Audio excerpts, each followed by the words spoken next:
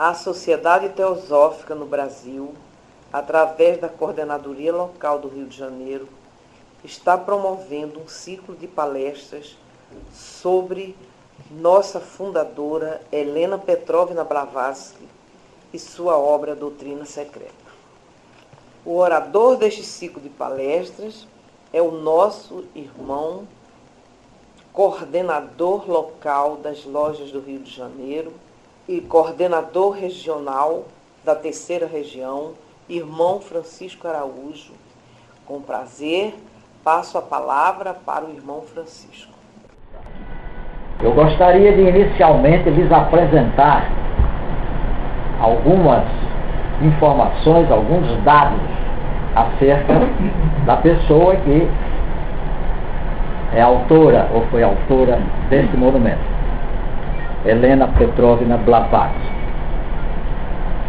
As informações que eu vou lhes transmitir também resumidamente, porque a vida desse gigante do pensamento humano, personalidade vulcânica, personalidade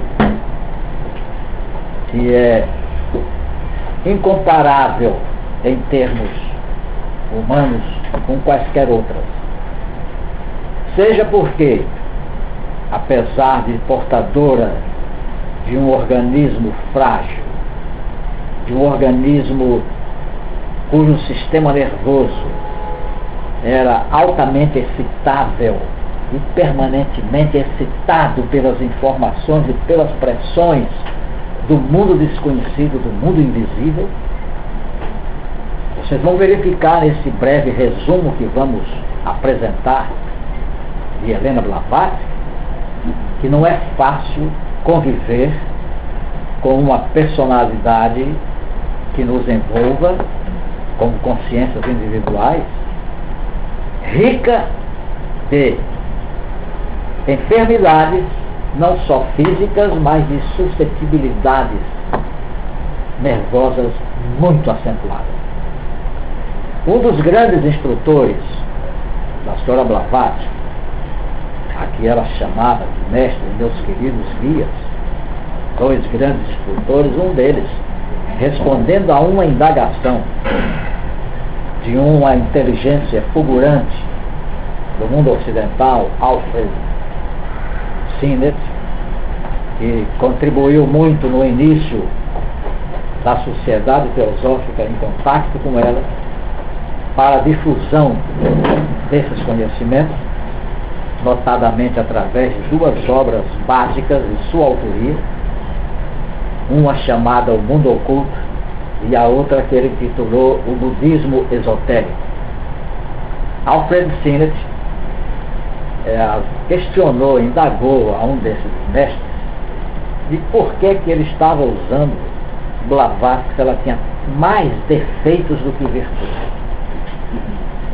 Por que não escolher uma pessoa absolutamente saudável, que não fosse irritadiça, para desempenhar essa tarefa? E ele respondeu: ela pode estar cheia de defeitos, mas é o único, o melhor, no estágio atual, que podemos dispor como instrumento para a obra que reservamos a ser levada e apresentada à humanidade. Qualquer outra pessoa rejeitaria. E efetivamente a vida de Blavatsky sempre foi uma vida de contradições terríveis. Uma vida que, aos olhos do mundo comum, não mereceria aparentemente nenhuma credibilidade. Desde criança ela tinha uma mente fulgurantemente fascinante e dominava as crianças da sua época, contando histórias e narrativas de personagens que ela dizia que convivia com eles. E as outras crianças ficavam vidradas, enfeitiçadas, dominadas pela habilidade dela de contar essas histórias ditas fantásticas, né? E que ela afirmava que os personagens estavam ali conversando com ela e que diziam que era para ela contar aquelas histórias. Uma fase descrita pelos seus biógrafos, e a maior fonte de informações sobre essa fase deve-se à sua irmã, que registrou num diário, durante toda a sua existência, os passos todos da família e especificamente da menina Helena, da jovem Helena, da Helena revoltada, da Helena que fugiu para o mundo com 17 para 18 anos de idade, da Helena que só obedecia a um comando e só se curvava a uma voz, a do seu mestre. Rebelde. Contra o pai, contra a mãe, contra a família, contra o marido. Largou no meio do caminho e mandou-se para o mundo, percorrendo, ainda jovem, menina. Imaginem vocês, na metade do século XIX, com o império da mentalidade vitoriana, estritamente moralista, fechada, em que considerava-se as mulheres como um apêndice dentro de casa a servir os seus amos, patrões e senhores. E esta jovem se rebela, embora da nobreza, integrante de uma família nobre, ela se rebela e resolve fugir para o mundo. Aí vocês vão perguntar, e como é que ela conseguia sobreviver num mundo desse? Pensem bem que naquela época não tinha avião.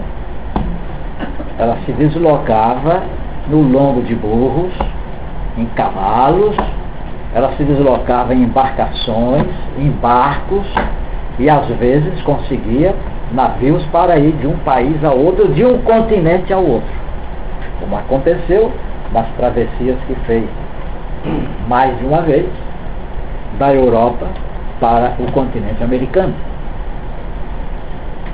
Então, como é que ela conseguia se manter? Aí os seus biógrafos nos revelam a grandeza de um pai que devia ser o exemplo de todos os pais, até na nossa época atual. O pai que bancava, a gente pode dizer, usar essa expressão, as diatribes, as loucuras, as pseudo-fantasias da sua filha. Ele sempre enviava para ela, através dos cônsules do Império Russo, os recursos financeiros para as viagens e o sustento da sua pequena e amada Helena. Isso tudo nos é revelado, sem ciúmes nenhum, pela sua irmã, que ficou em casa, mais dedicada às tradições familiares, em que as mulheres tinham um lugar reservado no sacrossanto lar, né, observando o domínio dos seus amos e senhores, desde a igreja até o patriarca familiar. Mas é bom a gente, para compreender esse personagem, verificar que houve assim fases na sua vida bem nítidas, bem diferentes. Eu consegui selecionar, com inspiração no diário de sua irmã, nas informações de Sinnett, com base em Sylvia Cranston, com base em Mário Rosso de Luna, que foi o mais apaixonado dos biógrafos de Blavatsky, desesperadamente apaixonado, como todo bom espanhol, não tem meio termo, ou é a favor ou é contra. E o Mário Rosso de Luna era um apaixonado por Blavatsky. Ele não via defeito nenhum, era só virtudes e excelências, mas deu excelentes informações sobre a sua biografia. Então eu consegui estabelecer aqui 4 importantes fases na vida da nossa Helena. A primeira, que eu chamo assim a fase preliminar, que vai do seu nascimento até a sua fuga aos 17 anos e entre os 17 e os 27 anos, quando ela percorre países distantes e pouco conhecidos, América Central, a Índia, América do Sul, África e Europa Central. Vocês imaginem só a loucura que deve ter sido Hoje, para a gente fazer uma viagem dessa, um circuito desse, já é um desespero. Agora imagine uma jovem, sozinha, fazer todo esse percurso, utilizando-se dos meios mais disparatados e desconhecidos de transporte para suas andanças. Mas a sua infância, ela nasceu na noite de 30 para 31 de julho de 1831. E faleceu no dia 8 de maio de 1891. 60 anos de vida fisiológica. 60 anos de tormentos, de sofrimentos. Não foi fácil a vida dela. De altos e baixos. Podia-se até dizer, mais de enfermidade do que de saúde. Mas na sua infância, ela, onde chegasse, ela provocava fenômenos. Entendemos por fenômenos determinados efeitos físicos, no mundo físico, de movimentações de objetos e coisas que ela não sabia porque nem os outros conseguiam entender, mas ela atribuía aos personagens com os quais ela conversava. Mesmo nessa fase, a sua irmã descreve a HPB como sendo dotada de uma vontade indomável, uma imaginação fertilíssima, destemor e indisciplina. Não aceitava ordens, nem domínios, nem disciplina de natureza alguma. E toda a sua vida vai ser assim, até a sua morte. Ela só obedecerá a um comando quando ouvia a voz daqueles a que ela chamava os meus benditos inspiradores. Ela mudava 180 graus na sua perspectiva de agitação, de exacerbação, de irritação.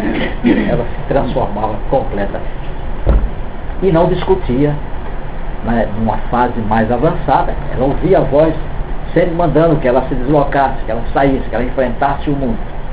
E numa fase mais avançada, depois que ela viu pela primeira vez aquele que aparecia nos seus sonhos, que ela chamava o mestre dela, o cavaleiro que a inspirava, ela encontrou-se com ele durante o desfile numa exposição que ia se realizar, estava se realizando em Londres. E ela tinha ido com o pai a essa exposição. Ela viu um cavaleiro, um traje indiano, montado num cavalo branco, junto à seleção, a representação da Índia. E ela olhou e identificou, sem saber quem era. É o meu príncipe, é o meu cavaleiro, é o meu guia, é o meu inspirador. E fez menção de ir em sua direção. Ele, com o olhar, paralisou. Ainda não era o momento do encontro, ou digamos assim, do casamento espiritual entre os dois. Bom, passou esse incidente, ela vai viajar o mundo todo, mas sempre recebendo aquelas impressões. Por trás de tudo isso estaria esse personagem, que era o seu mestre, e a cuja voz única ela se curvava e se tornava obediente, serva. Não observou regras de família, nem de escola, nem da igreja, nem da sociedade, nem da corte, nem dos lugares por onde ela andou, nem nos Estados Unidos, nem na Índia, nem na Inglaterra, nem na Alemanha, nem na França. Ela não observava regras e pouco estava, como ela costumava dizer, pouco se me dá para ter paciência de ficar conversando lorotas com essas pessoas que não têm nada a transmitir. E passava por cima feito um trator. Bom, quem quiser mais informações detalhadas sobre esses relatos,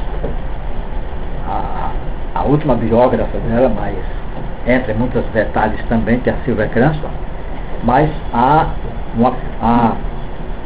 a obra básica, a fonte sobre a infância dela e a família dela, que é da sua irmã Madame Gelihovsky, uma obra chamada Recordações de Minha Infância e de Minha Família.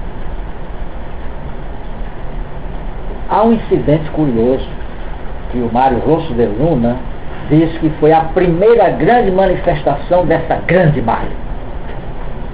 Foi no batizado dela, da igreja ortodoxa. A família toda era russa e a religião era a religião católica ortodoxa russa. E como era nobre, o casamento ia ser, o batizado foi sendo celebrado e levava horas, né? Cerimônia longa, né? Com cânticos, era realizada pelo patriarca da igreja lá na localidade. Então, houve um incidente que, para o Mário Rosso de Luna, foi a primeira grande, foi o cartão de visita com que ela se apresentou ao mundo. Ninguém sabe por quê.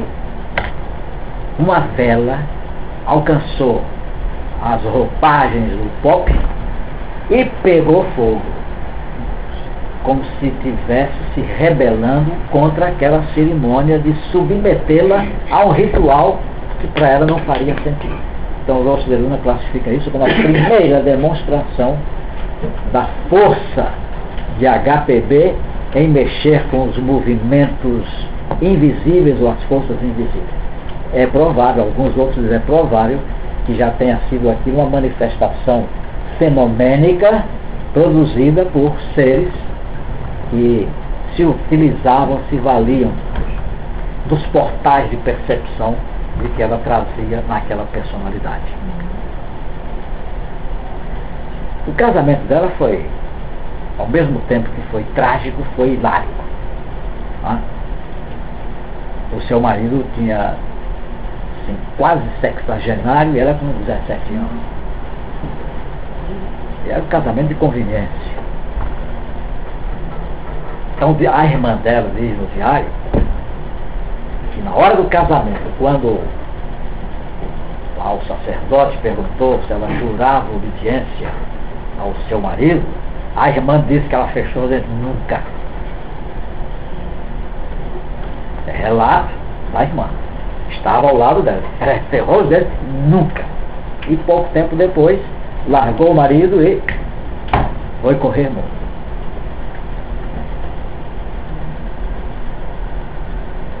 Essa fase dos 17 aos 27 anos, as várias partes por onde ela andou, ela mantinha contato com os tipos mais anatematizados pela sociedade organizada. Ela só lidava com necromantes, obsedados, possuídos, magos feiticeiros, taumaturgos persas, feiticeiras armênias, curandeiras e ledoras de Buena Vista. Era um aprendizado nesse domínio que ela teria que exercer sobre as forças. Até esse momento, ela era um instrumento dessas forças. Ela os produzia e não tinha o controle sobre eles. Em contato com esses personagens todos, tudo leva a crer que ela tenha aprendido a técnica de dominar esses fenômenos. Era um aprendizado indispensável para a tarefa que se lhe atribuía mais adiante, que era a fundação da sua obra, da obra que foi planejada para que ela fundasse, que era a Sociedade Teosófica, e o lançamento dos pilares dessa obra, que é a Doutrina Secreta.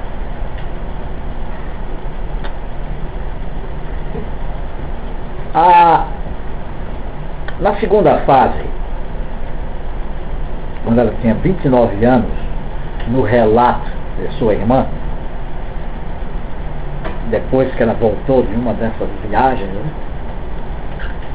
ela teve um encontro com o metropolita de Kiev. Esse metropolita era chamado o sábio Isidoro. Isidoro, o metropolita, corresponde mais ou menos à figura assim de um futuro papa, se existisse papa na igreja ortodoxa, né? Era o supremo sacerdote, o sumo sacerdote naquela região. Então, o metropolita de Kiev teve um encontro com ela, quis conversar com ela. E esteve lá com ela, ao lado da irmã, Madame Geliovski. E depois de conversarem e trocarem ideias, a conversa que ia ser para 15 minutos, levou horas. E no final, ele se despediu dela com as seguintes palavras: que teu coração não se deixe intimidar pelo dom que te foi concedido, e que mais tarde não se transforme numa causa de desgraça, porque de certo ele te foi dado com um objetivo qualquer, e tu não és responsável por isto. Muito ao contrário, porque se souberes usá-lo com discrição, poderás fazer um grande bem aos seus semelhantes. Aí vocês se perguntarão, o que é que um metropolita católico ortodoxo vai conversar isso para Blavatsky? É porque na tradição ortodoxa havia e ainda há uma porta de comunicação com os místicos do Oriente. A Rússia tem essa característica fabulosa de ser a porta de comunicação entre o Oriente e o Ocidente, o mundo ocidental representado pela Europa.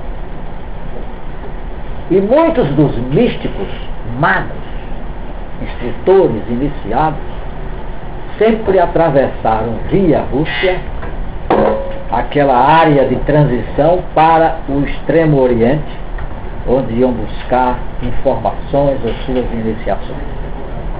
E evidentemente, uma pessoa da estatura de um metropolita tinha conhecimento e tem conhecimento de que existem essas forças, existem essas possibilidades. Como também a nossa tradição católica romana, ela não ignora essas forças. Ela sabe, ela tem o conhecimento e o detém e sabe como usá-lo. E usa muito bem, aperfeiçoadamente, quando quer obter determinados resultados. Então, essas portas de comunicação são permanentes. Diz-se que até mesmo durante toda a vivência da experiência do Partido Comunista Único, elas não foram fechadas. As ocultas, muitos já conseguiam vencer aquela armadura do materialismo instalado no Estado e conseguir acesso, ou manter a continuidade do acesso a essas informações. E a gente sabe, historicamente, que apesar de ser decretada a falência da religiosidade na Rússia durante o domínio do Partido Comunista Único na República Socialista Soviética, a espiritualidade e a religiosidade foi para o subterrâneo. Sumiu na superfície. Ninguém se dizia religioso, mas subterraneamente jovens, adolescentes se reuniam em lugares secretos para estudarem e treinarem, continuarem treinando a sua religiosidade. O resultado, é desnecessário lembrar que é contemporâneo a nós todos, né? Foi aquela surpresa que o mundo teve com a virada, né, do Estado político materialista. De repente, a maior autoridade que aparece na Rússia é o patriarca de Moscou. Aquilo que se pensava que tinha desaparecido do cenário por mais de 50 anos de doutrinação nas escolas, nas academias, cessou. Subterraneamente as forças continuaram, são forças poderosíssimas, forças que mexem com o inconsciente coletivo, E assim que teve a primeira brecha, a maior autoridade que surgiu para poder manter a unidade da Rússia foi o patriarca de Moscou. Não foi Chernobyl. É? Não foi Chernobyl. Não foi Chernobyl. Nem ajudou, Chernobyl não ajudou. Bom,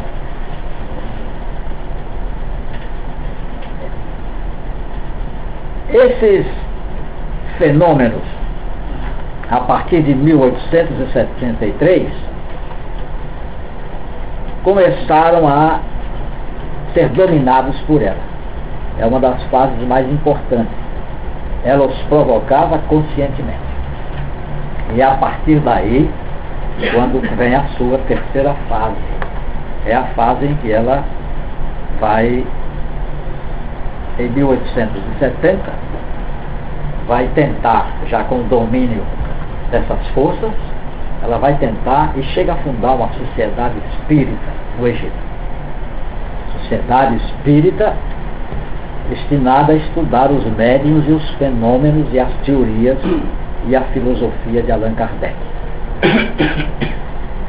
Já que, no dizer de Sinet, não havia outro meio de auxiliar as pessoas a verificar pessoalmente como estavam enganadas.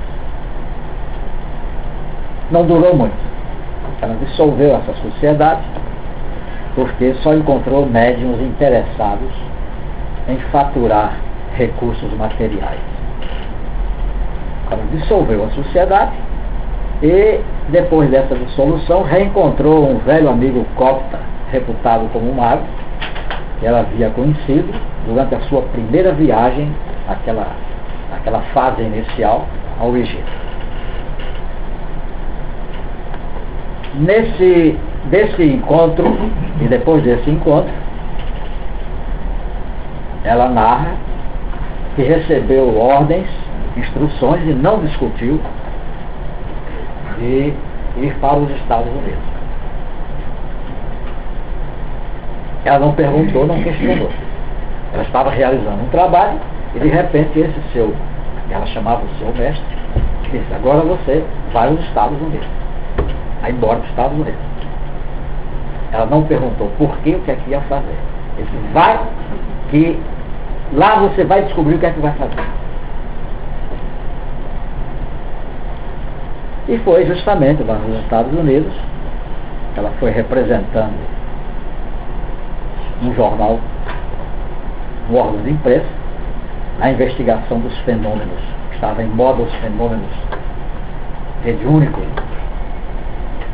Foi o apogeu da fenomenologia, espírito, espiritista, espiritualista, não importa o nome que se dê. E ela embarcou e foi aos Estados Unidos, estava no apogeu dos fenômenos produzidos pelas irmãs Fox e pelo médium, ou a família do Ed, médium chamado Ed. E paradoxalmente, embora ela já fizesse restrições ao movimento espírita, ela passou a ajudar esses médiuns diante da pressão incrédula da mente sorrateira investigativa dos ocidentais de querer pôr em xeque-mate a fenomenologia, atribuindo sempre a mistificação ou fraude. Então conta um dos seus biógrafos que ela conscientemente provocou um desses fenômenos numa dessas sessões em que estava havendo uma fraude, e o próprio suposto médico se assustou porque viu que, sem querer, estava efetivamente sendo produzido um fenômeno fora do controle dele. Não era fraude. É nesse tipo de trabalho que ela está realizando e vai encontrar um outro personagem. Eu costumo dizer que não foi um encontro, foi um reencontro. A maneira prosaica com que os dois se aproximaram, descrita por ele, o coronel Henry Steele Olcott, vocês chegam até a rir. A maneira curiosíssima. Estava também representando no órgão da imprensa norte-americana, no registro, na investigação desses fenômenos, como hoje se faz em matéria de política, né, com a Polícia Federal, para acompanhar os passos das pessoas. A imprensa, na época, estava dedicada a desvendar os fenômenos, mas querendo apontar fraude, sempre com o intuito de demonstrar que existiam fraudes. Então, numa dessas reuniões, Olcott, é o Olcott que vai descrever. Ele parou lá uma sessão, estava no intervalo, então ele foi até uma janela para fumar um cigarro. Aí ele descreve que se aproximou, a descrição que ele faz da personagem é risível, né? Uma boina lá francesa, parecendo uma marinheira, a roupa assim, assado, que se aproximou dele e disse assim: tem fogo? Com uma cigarrilha. E ele acendeu a cigarrilha dela. E a partir daquele momento, os dois nunca mais se separaram, só com a morte. Naquele instante, os dois assinaram um pacto de investigação de estudos e foi surgindo a ideia de se criar uma sociedade que se dedicasse a investigar tudo aquilo sem apoiar e sem preconceito, esquadrinhando todos aqueles fenômenos e dando explicações à luz de filosofias e tradições religiosas que estavam esquecidas propositadamente por força da ideologia dominante do cristianismo ortodoxo, representado ou pela catolicidade ou pelos evangélicos. E aí surge o pacto de criar a Sociedade Teosófica.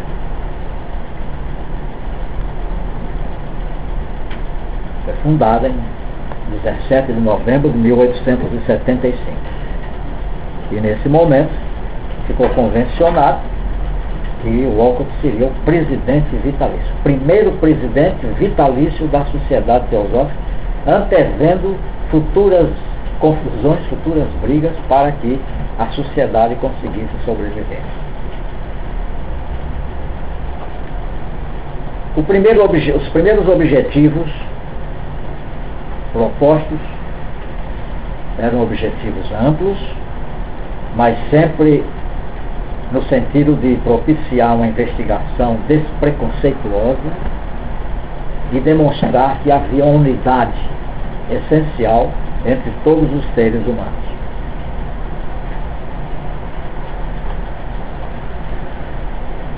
Depois de fundada a Sociedade Teosófica, quando ela já estava com aproximadamente um bom número de participantes, algumas lojas já funcionando, houve uma problemática e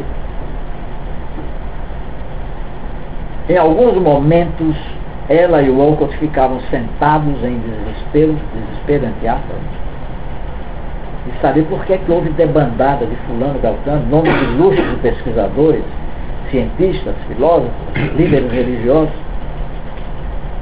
Mas o propósito verdadeiro ainda não era aquele. Aquele propósito foi de fundar a sociedade. Aí pergunta-se, por que fundar nos Estados Unidos? Onde ela inclusive adquiriu a nacionalidade americana. Ela passou a ter toda a nacionalidade, a russa e a americana. Talvez porque, sendo Nova York, como ainda hoje é, um porto de comunicação mundial, onde as pessoas, mesmo que não se conheçam, recebem o impacto daquela confusão generalizada, não haveria possibilidade de se ter maior repercussão do que fundar a sociedade numa cidade que era um desafio para o mundo ocidental e para o mundo oriental. Mas veio contra a ordem, depois de fundada a sociedade, do seu mestre, para que ela fosse à Índia, voltasse à Índia. e levasse a sede da sociedade para a Índia.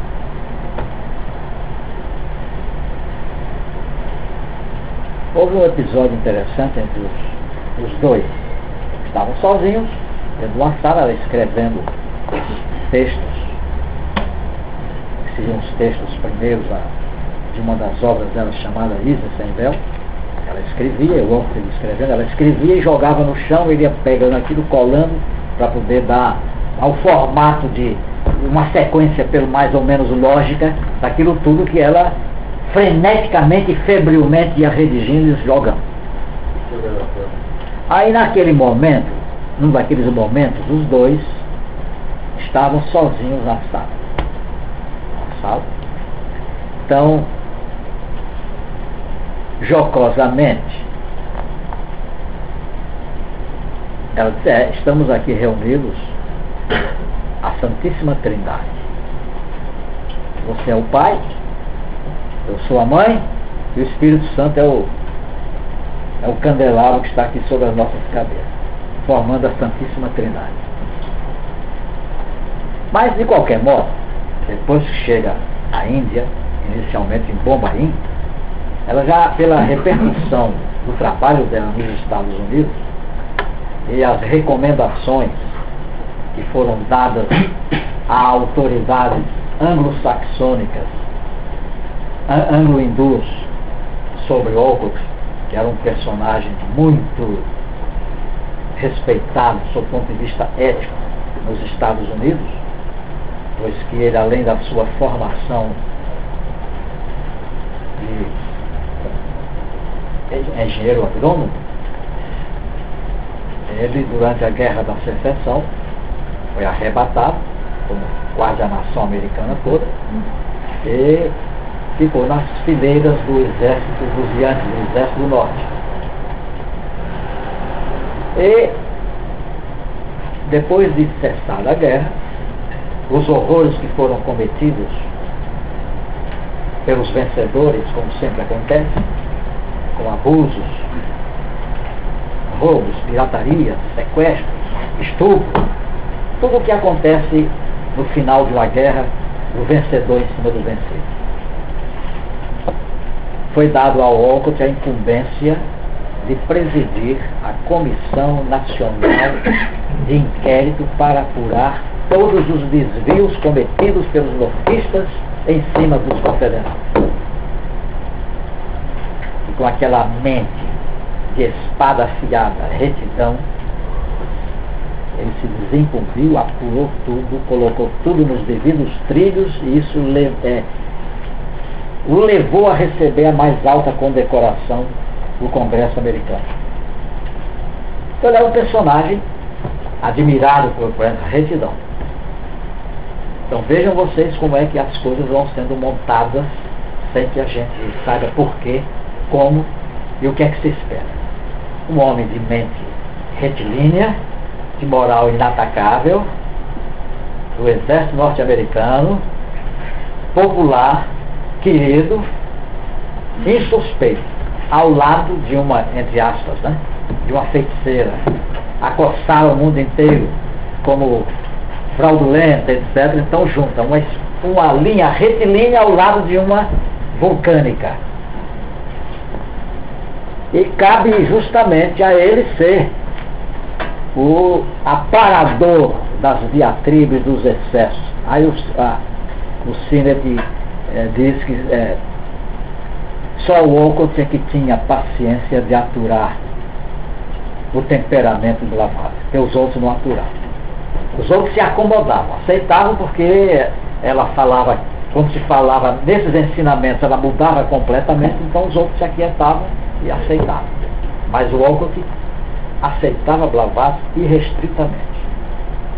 Bom, depois dessa fase vem, que é a fase em que eles estão na Índia, e ela fica lá na Índia até 1879. É quando ela conhece Sinnett, Hume. Os fenômenos todos produzidos por ela são registrados na obra O Mundo Oculto, do Sinnett. E surge o famoso processo do casal Coulomb, que maltratou muito o HPB, um processo que só agora, alguns anos atrás, é que mereceu a correção devida pela Sociedade de Pesquisas Psíquicas, que até o século passado, final do século passado, o processo montado pelos missionários cristãos, com a conivência desse casal que foi serviçal de Blavatsky na Índia, redundou numa acusação terrível contra ela, como fraude, como esperta, como querendo enriquecer às custas dos outros. Mas no final, a sociedade, ainda na época da condenação, chegou à conclusão estapafúrdia, não conseguindo explicar completamente os fenômenos produzidos por ela, chegaram a uma conclusão de que ela era a mais astuta de todas as fraudulentas, porque ninguém consegue pegar. Bom, já era um elogio. Nessa fase, ela se vê obrigada a mudar para a Inglaterra. O clima na Índia ficou insuportável para ela, clima psicológico. Houve problemas entre os brahmanes hindus, que eram ciosos da mantença do segredo sobre os seus ciclos, sobre os seus ensinamentos e as revelações que ela vinha fazendo, especialmente com referência aos mestres. Então o clima ficou mais favorável a se fechar qualquer referência aos mestres na Índia, e ela se sentiu deslocada quando recebeu instruções para se mudar para a Inglaterra. Ela voltou para a Europa, e é nesse período na Inglaterra que ela vai ter contato com personagens que a ajudarão muito na elaboração dessa obra, especialmente a Condessa Vashmaster. Eu registrei aqui alguns nomes para não falhar a memória. O Subahal, que era o maior pandit especializado em cifras, datas e toda a série de ensinamentos ocultos na literatura indiana. E aí começa a escrever a doutrina secreta. Então dessa obra, que foi iniciada em 1888 e concluída um pouco antes da morte dela. Ela faleceu em 91 e não chegou nem a 3 anos o trabalho dela na elaboração dessa obra, inteiramente devotada a esse trabalho. Em linhas gerais, isso é o que eu queria que lhes dizer sobre a personalidade vulcânica de Helena Petrovna Blavatsky. Agora, eu vou tomar a liberdade de apresentar a vocês o projeto da obra.